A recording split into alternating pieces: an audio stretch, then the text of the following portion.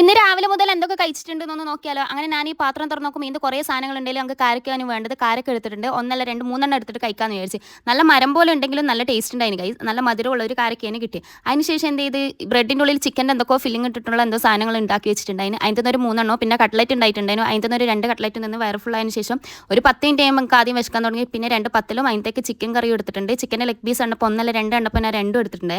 പിന്നെ അത് നല്ല രീതിക്ക് ആസ്വദിച്ച് കഴിക്കാൻ ഇരുന്നിട്ടുണ്ടായി. അത് കഴിഞ്ഞിട്ട് ഒരു 10 മിനിറ്റ് കഴിഞ്ഞാൽ എനിക്ക് പിന്നെ വിശന്നിട്ടുണ്ടായി. പിന്നെ നോക്കുമ്പോൾ ഉപ്പിലിട്ട മാങ്ങാണ്ട്.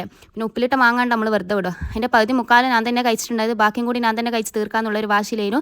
അത് ജഗ്ഗോടെ ഞാൻ കോരി കുടിക്കുന്നുണ്ടായി ഗൈസ്. അത് കഴിച്ചതിന് ശേഷം പിന്നെ ഞാൻ ഫ്രിഡ്ജ് തുറന്ന് നോക്കിയിട്ടുണ്ട്. അപ്പം മഞ്ഞ വത്ത കണ്ടിട്ടുണ്ടായി. ചോപ്പിനെക്കാട്ട് എനിക്ക് ഇഷ്ടം തന്നെയാണ് ഗൈസ്. പിന്നെ മഞ്ഞ വത്ത കണ്ട ഒരു ആവേശം കൂടുതലാണ്. അങ്ങനെ ഓരോ 10 മിനിറ്റ് കൂടുന്നതിന് ഞാൻ ഈ 2-3 വീതം എടുത്ത് കഴിച്ചിട്ട് അതിൻ്റെ കാര്യത്തിൽ ഒരു തീരുമാനമാക്കിയിട്ട് എനിക്ക് സമാധാനം കിട്ടിയിട്ട് ഒരു മൂലയ്ക്ക് ഇരുന്നപ്പോൾ പിന്നെ എനിക്ക് വിശക്കാൻ തുടങ്ങി ഗൈസ്.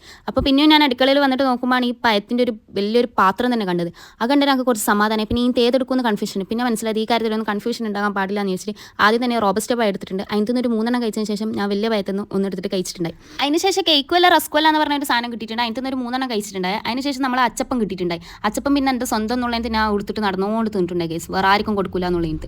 അങ്ങനെ ആവും തിന്നേ. പിന്നെ പാഷൻ ഫ്രൂട്ടിൻ്റെ സ്ക്വാഷ് ഉണ്ടായി. അതും കുടിച്ചിട്ടുണ്ട്. അതിന് ശേഷം ഫ്രിഡ്ജിൽ നോക്കി. പിന്നെ പച്ചയിറച്ചി ഉണ്ടായത് ഗൈസ്. അതിന് നമ്മൾ വെറുതെ വിട്ട്. പിന്നെ പുറത്തിറങ്ങിയപ്പോൾ ജാമ്പൊക്കെ കിട്ടിയിട്ടുണ്ടായി. അങ്ങനെ 2-3-4 കഴിച്ചിട്ടുണ്ടായി. അതിന് ശേഷം വീട്ടിനുള്ളിൽ കയറിയപ്പോൾ ഒരു നാരങ്ങ കിട്ടി. അത് വെച്ചിട്ട് ഒരു ലൈം ഉണ്ടാക്കി കുടിച്ച് ഗൈസ്. പിന്നെ ഇത്രേ കഴിക്കാൻ പറ്റിയിട്ടുള്ളൂ. അപ്പോൾ ബാക്കി നാളെ